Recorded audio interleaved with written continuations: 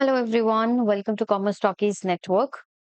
Guys, इस video में हम डिबेंचर्स वाले चैप्टर में किस तरीके से बिजनेस परचेज करता है and instead of paying cash, अगर हम डिबेंचर्स इशू कर रहे हैं तो हम क्या जर्नल एंट्री पास करेंगे, देखते हैं। एक ही क्वेश्चन में तीनों केसेस आपके कवर हो जाएंगे। इसमें एक छोटा सा इंटरेस्टिंग पॉइंट है, दैट इज कि any fraction of the debentures be paid in cash. तो ये क्या करना है वो भी देखेंगे, ठीक है। तो क्वेश्चन में मेंशन है, company purchased assets of the book value of 4 lakh. हमने एसेट्स बाय की।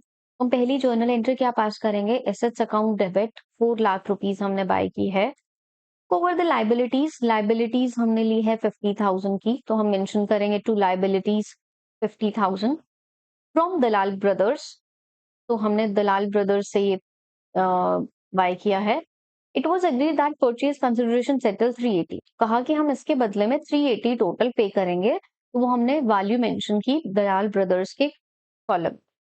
अब देखो कि क्रेडिट का टोटल इज 430, डेबिट का टोटल इज 4 लाख। तो जैसे कि हमने शेयर कैपिटल में किया था, डिफरेंस डेबिट का कम है तो डेबिट में हम वैल्यू लिखेंगे गुडविल में, और डिफरेंस अगर क्रेडिट का कम होता तो क्रेडिट में वैल्यू लिखते हैं हम कैपिटल रिजर्व में।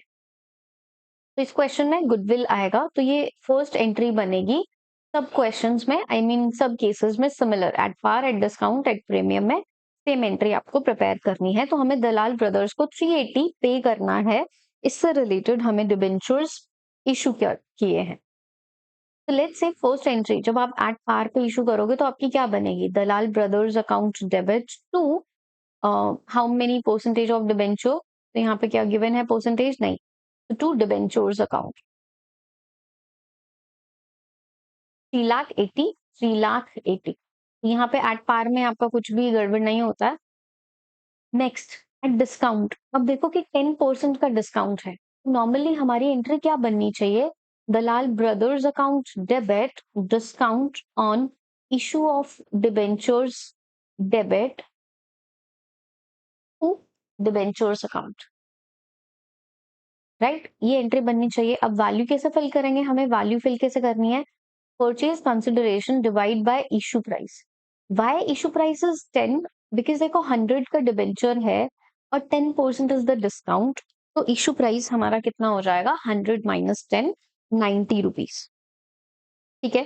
सो 3,80,000 डिवाइड बाय 90 अगर हम करते हैं तो हमारे नंबर ऑफ डिबेंचर्स आता है इतने, ऐसे पॉइंट्स में आता है। तो वो जो लास्ट सेंटेंस हमारा था ना कि फ्रैक्शंस पे इशू किए हैं, फ्रैक्शन को हमें पे करना है कैश।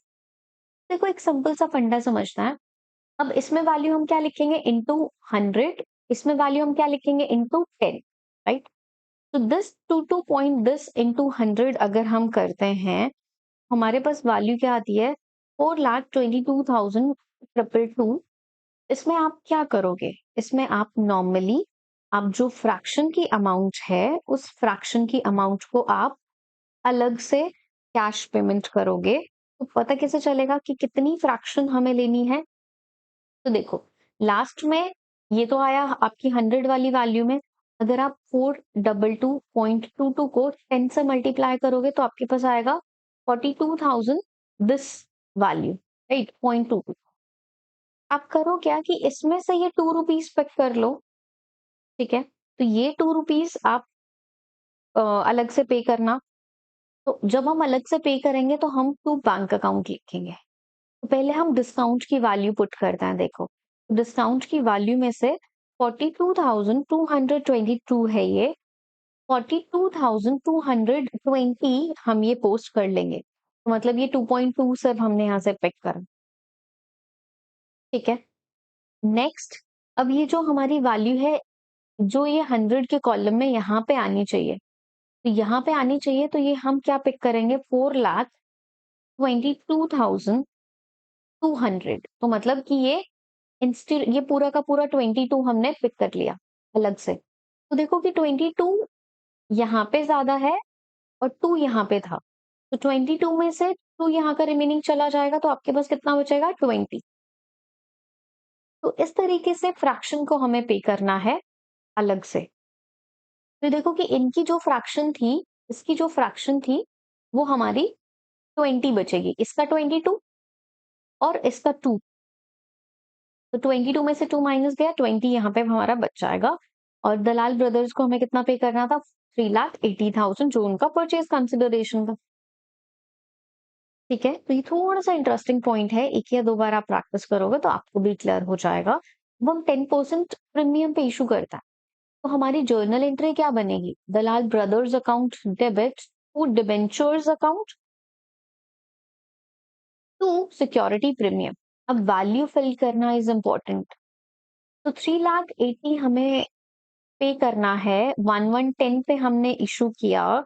अगर हम 3,80,000 को डिवाइड कर रहे हैं 110 से, तो हमारे पास ये फ्रैक्शन निकल के आती है, मतलब कि कंपनी ने इतने नंबर ऑफ डिबेंचर्स इशू किए हैं। अब इसको हमें कन्वर्ट कैसे करना है, कैसे आपको फ्रैक्शन पे करनी है, वो भी हम समझते हैं, ये भी कॉन्सेप्ट इंपॉर्टेंट है। तो देखो, इसमें हम 100 से मल्टीप्लाई करेंगे, इसमें हम 10 से मल्टीप्लाई करेंगे, तो ये हमारे नंबर ऑफ डिबेंचर, तो ये हमारे 3454 नंबर ऑफ डिबेंचर्स आ जाता है, 0.54, राइट। यहाँ अगर हम 100 से मल्टीप्लाई करें तो आपके पास देखो 3454 ये वैल्यू आएगी 3,45,450। ये वो जो 100 वाली डिबेंचर्स में, अगर हम इसको 10 से मल्टीप्लाई करें तो हमारे पास ये वैल्यू, ये वाली वैल्यू आएगी, राइट। तो हमें करना क्या है? तो हमें करना क्या है कि इसका 54 पिक कर लेता है, इसका हम 5 पिक कर लेते हैं, ये 5 पॉइंट समथिंग समथिंग है। तो ये टोटल इन दोनों की फ्रैक्शन जो 60 है, ये हम अलग से मेंशन कर लेंगे कि फ्रैक्शन वाली वैल्यू हमने अलग से पे करी, तो टू बैंक, तो बैंक में 60 345400 ये आपकी वैल्यू आ जाएगी डिबेंचर्स में, क्योंकि 54 आपने अलग से पे कर दिया और यहाँ का 5 आपने अलग से पे कर दिया, तो 34540 ये हमारी वैल्यू वैल्यू आ जाएगी सिक्योरिटी प्रीमियम में। एंड इन तीनों का टोटल 3,80,000 यहाँ पे। ठीक है, तो ये फ्रैक्शन वाला कभी कभी आ जाता है एग्जाम में या आपके यूपी में आ सकता है, तो ये आपको पता होना चाहिए कि करना क्या है हमें। अब क्लियर है कि डिबेंचर्स एट पार पे इशू कर रहे हैं, तो क्या आपकी एंट्री बनेगी बिजनेस परचेज में? आपने डिस्काउंट पे इशू किया, फ्रैक्शन पे करी, कैसे हमने किया, और प्रीमियम पे इशू किया, कैसे हमने फ्रैक्शन को अलग से किया। ठीक है, आई होप कि ये क्वेश्चंस आपको क्लियर है। कोई भी डाउट है तो प्लीज आप हमें कमेंट करके बताइए। Thank you so much for watching this video.